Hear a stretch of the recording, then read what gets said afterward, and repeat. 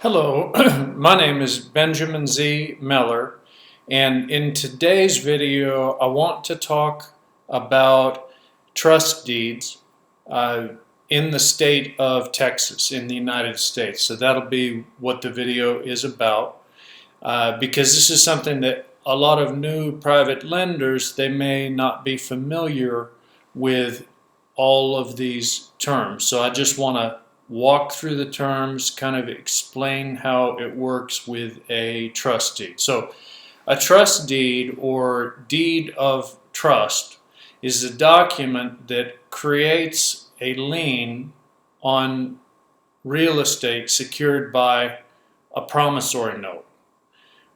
Promissory note is just simply, a note to repay borrowed money.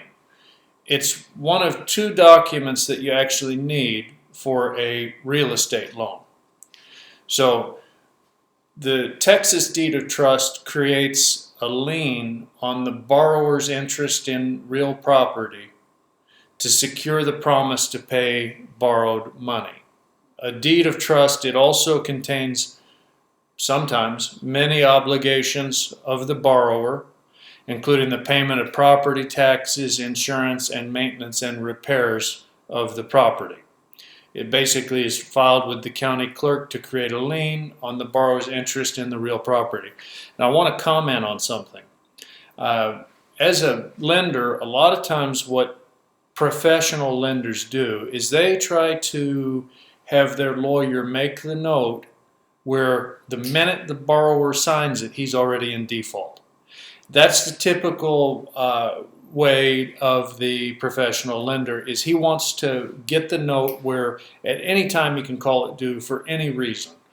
So they'll put in all sorts of clauses in there, like, if the property is not kept in good condition. Well, I mean, who defines what good condition is? That's a great example. It's just something that the lender can pop up at any minute and use that to initiate a foreclosure if he wants to. So the more experienced lenders, what they're always trying to do is get the borrower on the hook. They're trying to make it where it's harder on the borrower. Doesn't really create the best business relationship, but from the perspective of the lender, if all he's thinking about is that one transaction, then that's a common tactic. So in the deed of trust, there's actually three parties that are in a deed of trust. The first party is the signing the deed of trust is the grantor. Grantor, what that means is the one that's borrowing the money. So for example, if I go to buy a property and I contact one of my private lenders, I am the grantor. So I'm going to sign a note.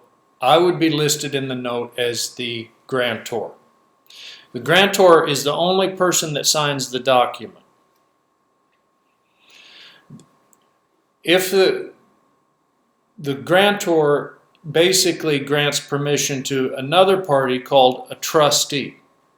So the next person is the trustee. Trustee is actually the person or entity that's authorized by the grantor to sell the property if there's a default or failure to comply with the loan. So the lender, though, who's the third party, he basically has the ability to at any time change the trustee. So it's not hard for the lender to change the trustee. The lender can change the trustee at any time, but the borrower or the grantor cannot change the trustee. And the other party that's relevant is the grantee or beneficiary. That's the lender. So the grantee or beneficiary in a deed of trust is actually the lender. I hope this helps with those terms. I hope that provides a little clarification.